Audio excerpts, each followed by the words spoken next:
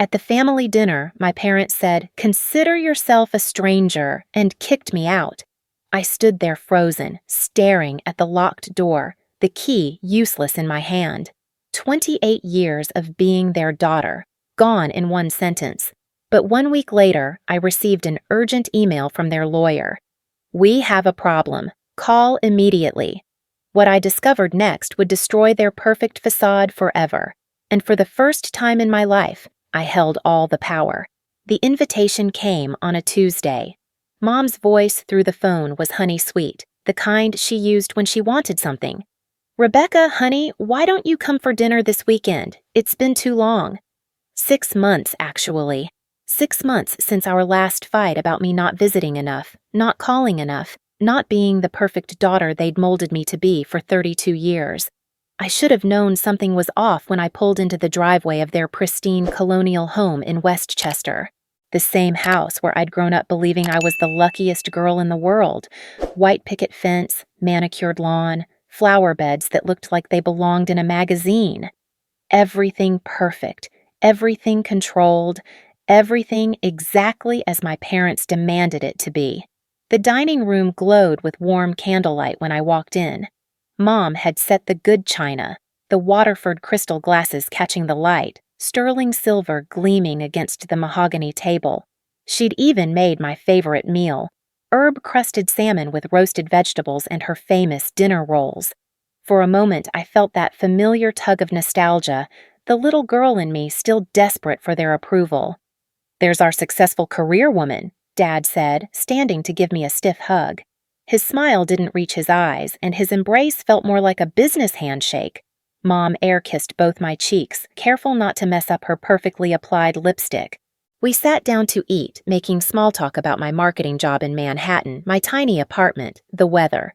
Normal family conversation, except nothing about my family had ever been normal. Every word was carefully measured, every response analyzed for signs of rebellion or disappointment. "So," Mom said, cutting her salmon into precise, identical pieces, "how are things with David?" She was referring to my ex-boyfriend from 2 years ago. I'd told them about the breakup at least 5 times. "We broke up, Mom, 2 years ago. I've told you this." She waved her hand dismissively. "Oh, that's right. Well, you're not getting any younger, dear. 32 is practically middle-aged for starting a family." The familiar knot formed in my stomach. Every conversation eventually led here. My failures, my shortcomings, the ways I'd disappointed them simply by existing as myself instead of their perfect projection. "Actually," I said, trying to keep my voice light, "I wanted to ask you about Sarah's wedding next month. I never got an invitation, and I wanted to make sure I had the right date to request time off work." The temperature in the room dropped 10 degrees. Mom and Dad exchanged one of their loaded glances, the kind that had terrified me as a child because it meant I'd said something wrong without knowing what. "Sarah felt it would be better to keep the wedding small," Mom said finally.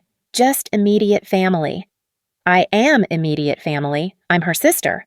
"Half-sister," Dad corrected sharply. "And frankly, Rebecca, your attitude lately has been concerning." My fork froze halfway to my mouth. "My attitude?" "You barely visit. You never call unless we call first. You missed Thanksgiving last year. Christmas was awkward because you kept checking your phone, and when you do, grace us with your presence. You seem—" Mom paused, searching for the right word. "Ungrateful." The walls of the dining room seemed to close in around me. This was how it always went. They'd invite me over, create this illusion of family warmth, then systematically tear me down until I apologized for existing. "I've been busy with work. You know I got promoted to senior account manager, right? It's a big deal and the hours are crazy, but—" "There's always an excuse," Dad interrupted. "Your mother spends hours cooking your favorite meal. I rearrange my schedule to be here, and all we get are excuses about why you can't be bothered to prioritize your family." My hands started to shake. The little girl in me wanted to apologize, to promise I'd do better, to beg for their forgiveness. But something else stirred inside me, a voice that had been growing stronger over the past few years, especially since I'd started therapy. Dr. Martinez had been helping me recognize these patterns, these moments when love was used as a weapon, I drive 2 hours each way every time I visit, I said quietly. I've never missed a birthday or anniversary. I sent flowers when Mom had her surgery. I helped you move Dad's office last spring. I don't understand what more you want from me. What we want, Mom said, her voice turning ice cold, is a daughter who acts like she actually wants to be part of this family, not someone who treats us like an obligation. Everything we've done for you, Dad added, his face reddening. The private schools, the college tuition, the car we bought you when you graduated, and this is how you repay us? With attitude and ingratitude? I felt like I was drowning. The beautiful dining room, the perfect meal, the loving family facade. It was all crumbling around me, revealing the manipulation underneath. How many times had we done this dance? How many times had they built me up just to tear me down? I never asked for any of that, I whispered. Wrong thing to say. Dad's chair scraped against the hardwood floor as he stood up abruptly. Well, that's the most honest thing you've said all evening. Richard, Mom said, her voice carrying a warning. No, Linda, I'm done. We raised an ungrateful, selfish young woman who thinks the world owes her something, who thinks her family should just accept her disrespect and indifference. My heart was pounding so hard I could hear it in my ears. I'm not ungrateful, I need you to understand that I have my own life now. I can't drop everything every time you want me to prove my love. Then maybe, Dad said, his voice deadly quiet. You shouldn't bother proving it at all. The silence that followed was deafening. Mom's face had gone pale, but she wasn't stopping him. She was just sitting there, watching this nuclear bomb explode our family dinner. From today, Dad continued, walking around the table to loom over me. Consider yourself a stranger. Don't come back. Don't call. Don't pretend to be our daughter when clearly that role is too much of a burden for you. I sat there stunned. The words hit me like physical blows. 32 years of being their daughter, and it was over. Just like that. Richard, Mom said again, but there was no real protest in her voice. No, Linda, she's made her choice clear. She doesn't want to be part of this family. Fine, she's not. I stood up on shaking legs, my napkin falling to the floor. You're serious? You're actually disowning me over this? You disowned us first, Dad replied. We're just making it official. I looked at Mom, desperate for her to say something, to stop this insanity. She avoided my eyes, focusing intently on folding and refolding her napkin. Mom? She finally looked up, and what I saw in her face broke something inside me. Not grief or shock or even anger, just relief, like she'd been waiting for this moment. Your father's right, Rebecca. Maybe it's time we all stopped pretending. The walk to the front door felt like walking through water. Every step was an effort, my legs weak and unsteady. They followed me in silence, their footsteps echoing in the marble foyer. The same foyer where I'd taken prom pictures, where I'd opened Christmas presents, where I'd cried about my first heartbreak. At the door, I turned back one last time. Maybe they'd changed their minds. Maybe this was just another one of their manipulation tactics, pushing me to the breaking point to see how far I'd bend. But Dad was already turning the deadbolt, and Mom was switching off the porch light. Wait, I said, pulling out my keyring. Don't I need to— Keep it, Dad said coldly. It's not like it works anymore anyway. The door slammed shut. I heard the deadbolt turn again, then the chain lock slide into place. I stood there on the front porch, staring at the door I'd walked through thousands of times, holding a key that no longer had any meaning. The porch light went out, plunging me into darkness. I don't remember driving home. I have vague memories of sitting in my car in their driveway for what felt like hours, waiting for someone to come outside, to say it was all a mistake, a test, a cruel joke. But the house stayed dark and silent. My apartment in Manhattan felt impossibly small when I finally made it back. One bedroom, barely 600 square feet, but it was mine. For the first time in my life, I was truly alone. Not just physically, but existentially. No family to disappoint, no expectations to meet, no perfect daughter role to maintain. I called my best friend Jenny at midnight, sobbing into the phone. "They what?" she said after I'd managed to get the story out. "Rebecca, that's insane. Over a dinner conversation?" "Maybe they're right," I said, curled up on my couch with a box of tissues. "Maybe I am ungrateful. Maybe I have been pulling away." "Stop it, right now. You are the most caring person I know. You've bent over backwards for those people your entire life." "But the wedding invitation thing, Jenny. Sarah didn't invite me to her own wedding. What kind of sister does that make me?" "What kind of parents allow that?" Jenny shot back. "Rebecca, listen to me. I've known you for 10 years. I've watched you drive yourself crazy trying to be perfect for them. This isn't about you being ungrateful. This is about them being—" She paused, searching for the right word. "Toxic," she finished quietly. The next few days blurred together. I called in sick to work, something I'd never done for anything less than the flu. I couldn't eat, couldn't sleep, couldn't stop replaying every moment of that dinner. Had I said something wrong? Done something to trigger this nuclear reaction? I tried texting Mom on Wednesday. "Can we please talk about this?" The message showed as delivered but never read. I tried calling on Thursday, straight to voicemail. Friday, I sent an email. "I love you both. I'm sorry if I haven't been the daughter you wanted, but please don't let it end like this." No response. By Saturday, I was checking their social media obsessively.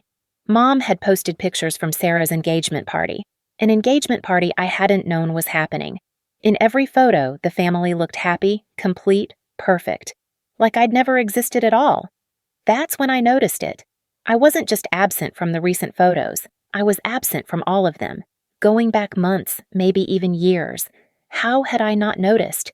Every family gathering, every holiday, every celebration. I was either missing entirely or cropped out. Had they been planning this for longer than I thought? Sunday morning, I decided to drive back to Westchester. Not to the house, I wasn't ready for that yet, but to my grandmother's grave. Grandma Rose had always been my safe harbor in the family storms. She'd passed away 3 months ago, and I'd been too devastated to visit her grave since the funeral. The cemetery was quiet, peaceful. I found her headstone easily, a simple granite marker with her name, dates, and the words, "Beloved Mother and Grandmother." Someone had left fresh flowers, white roses, her favorites. I sat in the grass next to her grave and told her everything. About the dinner, about being disowned, about feeling lost and broken and completely alone. The words poured out of me like a confession, like she might somehow answer back and tell me what to do. "I miss you so much, Grandma," I whispered. "You always knew how to handle them. You always made me feel like I was enough." A warm breeze rustled through the trees, and for just a moment, I could almost hear her voice. "You are enough, baby girl. You always were." I stayed until the sun started to set, feeling strangely peaceful for the first time in a week. Whatever happened next, whatever this estrangement meant for my future, I would figure it out. I was stronger than I'd realized. Walking back to my car, I pulled out my phone to check the time. One new email. The sender's name made my blood run cold.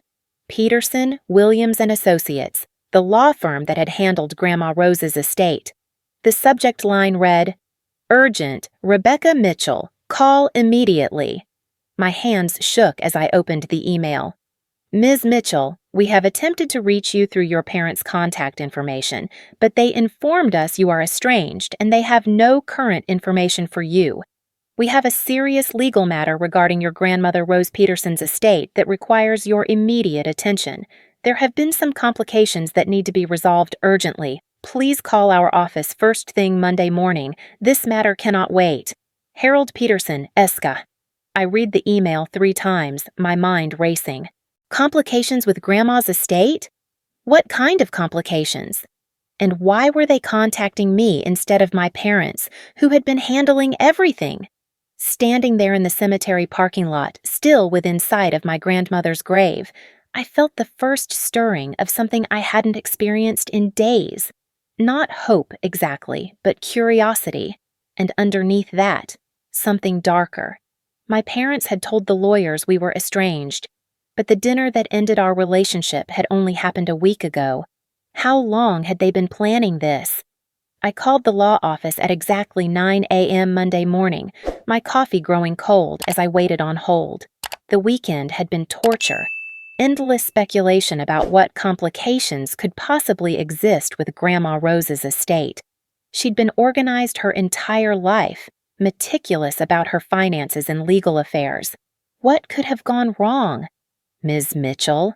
Harold Peterson's voice was grave when he finally picked up. Thank you for calling so promptly.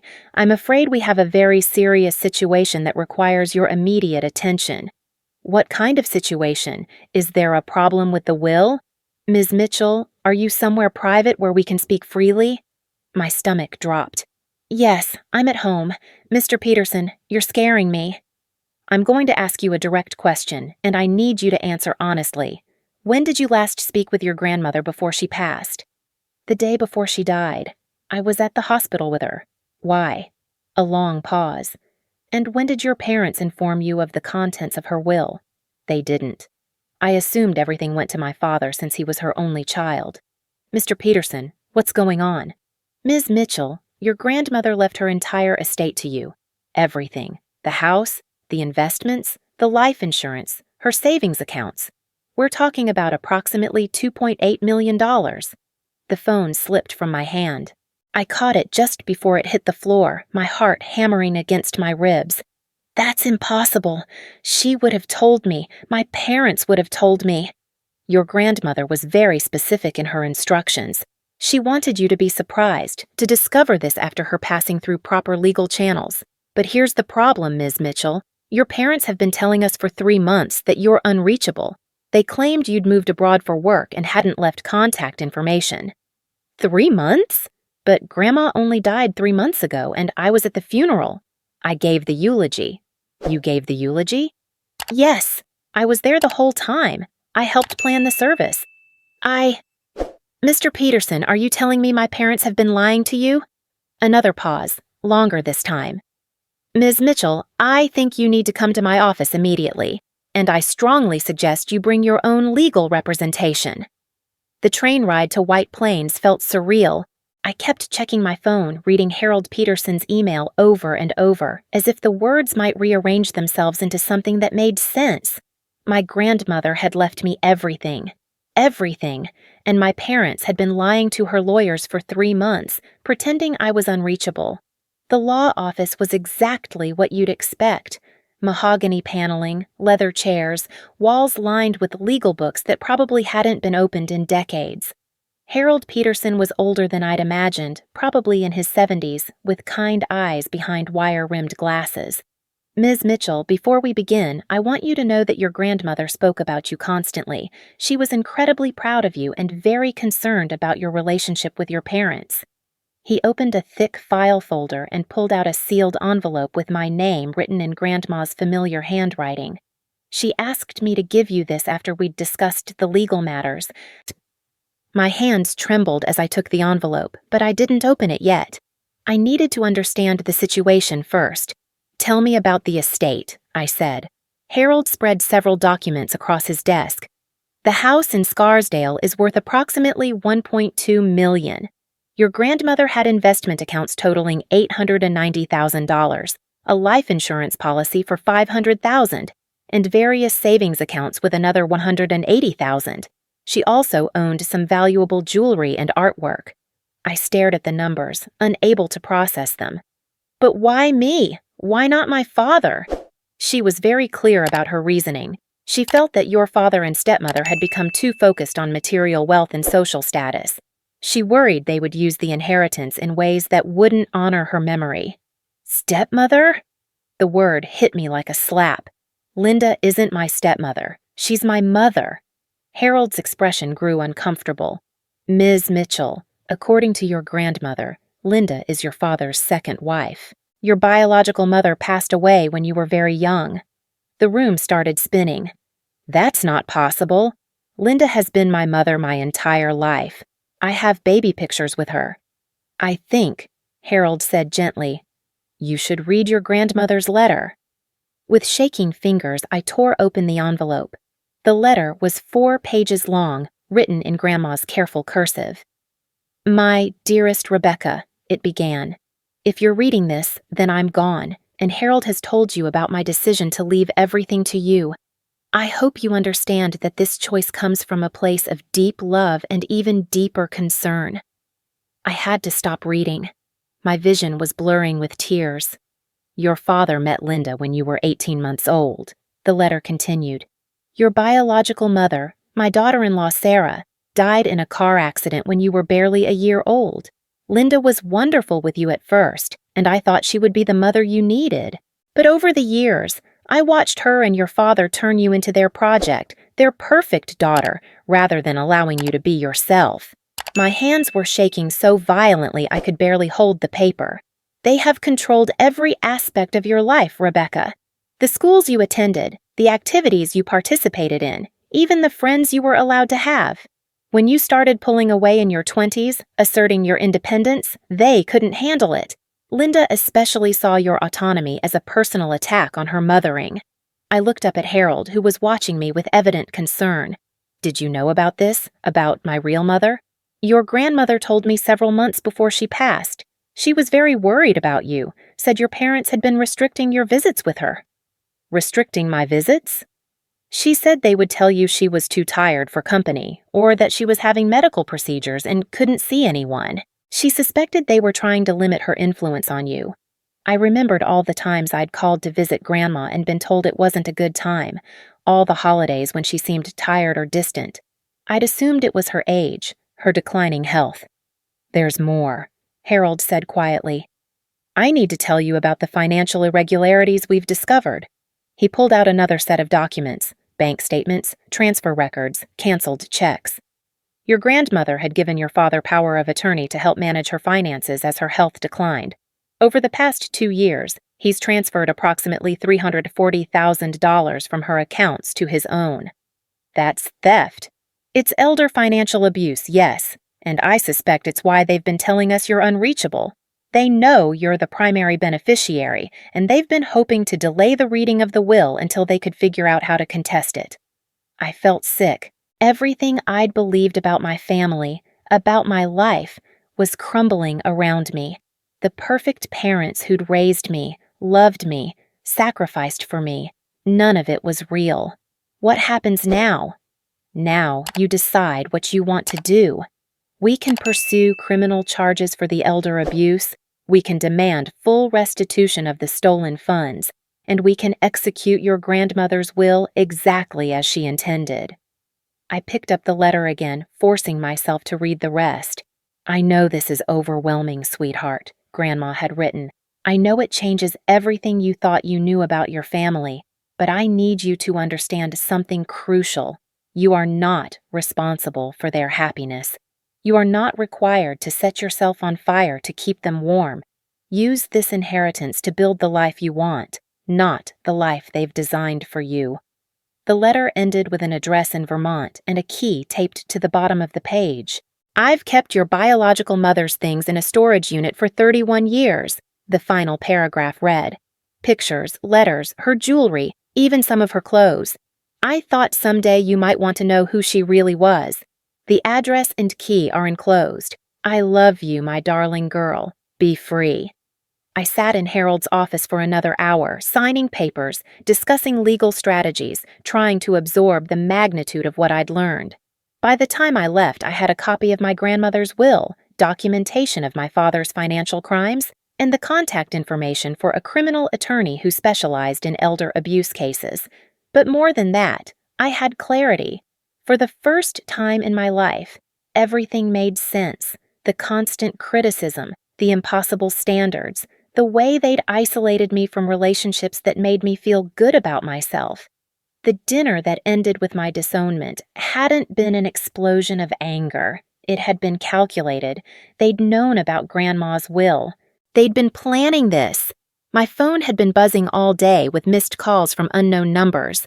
When I finally checked my voicemail, I found 6 increasingly frantic messages from my father. "Rebecca, we need to talk. There's been a misunderstanding about your grandmother's estate."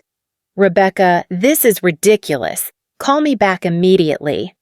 Rebecca, we know you've been to the lawyers. Don't do anything stupid. This affects the whole family. The last message was from Linda. Rebecca, honey, I think there's been some confusion. Your grandmother wasn't thinking clearly at the end. We can work this out like a family. Please call us back. I deleted all the messages without responding. That evening, I called Jenny and told her everything. About the inheritance, about my real mother, about the financial abuse, about the years of manipulation and control disguised as love. Jesus, Rebecca, she said when I finished. What are you going to do? I'm going to fight them, I said, surprised by the steadiness in my own voice. For the first time in my life, I'm going to fight back. Are you sure? This is going to get ugly. It's already ugly, Jen. It's been ugly for 32 years. I was just too well trained to see it. I hired the criminal attorney Harold had recommended.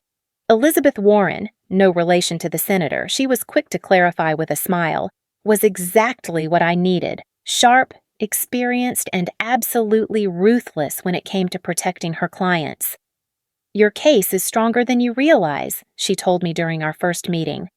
Financial elder abuse is a felony in New York, and the evidence is overwhelming. Your father had power of attorney, which means he had a fiduciary duty to protect your grandmother's interests, not steal from her. What kind of consequences are we talking about? Criminal charges could result in up to 4 years in prison. Civil penalties could require him to pay back 3 times the amount he stole, plus legal fees and punitive damages.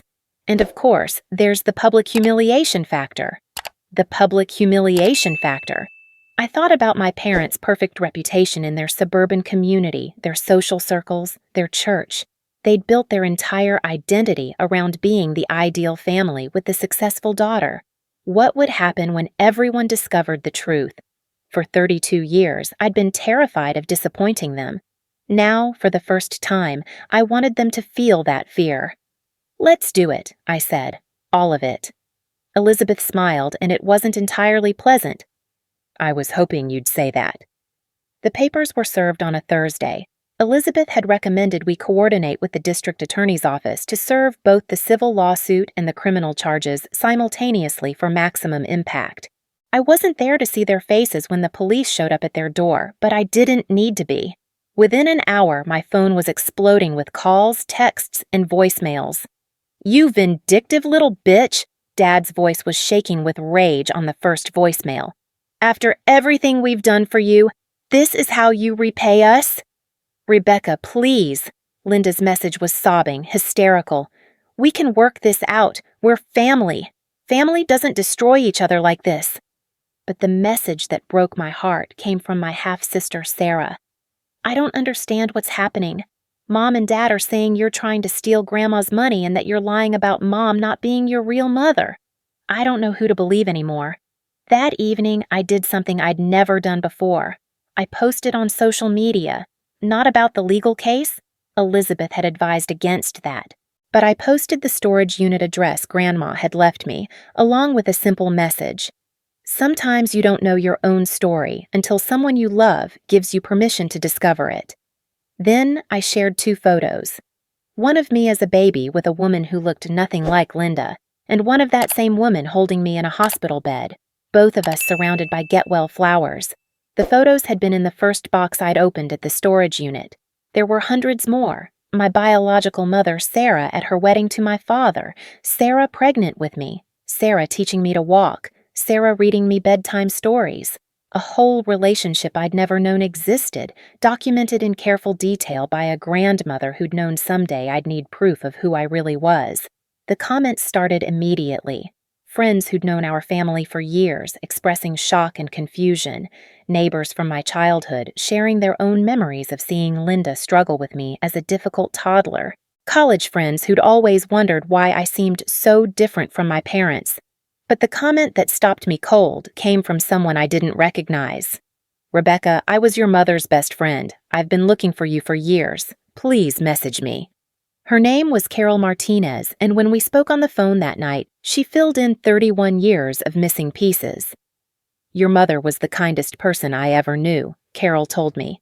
She was so excited about being a mom. She had this whole journal where she wrote letters to you for the future, plans for your childhood, hopes for your life. What happened to the journal? I don't know. After the accident, your father packed up all her things. He said it was too painful to keep them around. But Rebecca, you should know. Your mother would be so proud of the woman you've become. She always said she wanted you to be strong enough to stand up for yourself. That night, I drove back to the storage unit and spent hours going through my mother's things. Her wedding dress, her college textbooks, her photo albums, her jewelry. And there, in the bottom of the last box, I found it. The journal Carol had mentioned. Page after page of letters to me, written during her pregnancy and my first year of life. Dreams for my future, promises to always support my choices, hopes that I would grow up confident and independent and kind. The last entry was dated 2 weeks before she died. My sweet Rebecca turned 1 today. She's walking now, getting into everything, asserting her independence in the most adorable ways. Your father worries she's too willful, but I love her spirit. I hope she never loses that fire. I hope she never lets anyone dim her light or make her smaller than she is. I want her to know that she's enough, exactly as she is. I want her to know that love doesn't require perfection. I cried until there were no tears left, for the mother I'd never known, for the 31 years of lies, for the girl I'd been who'd spent her whole life trying to earn love that should have been freely given.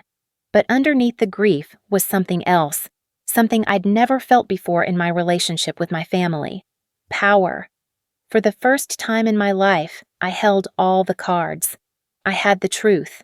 I had the law on my side, and I had resources they couldn't touch or control. The scared little girl who'd spent 32 years walking on eggshells, desperate for approval, was gone.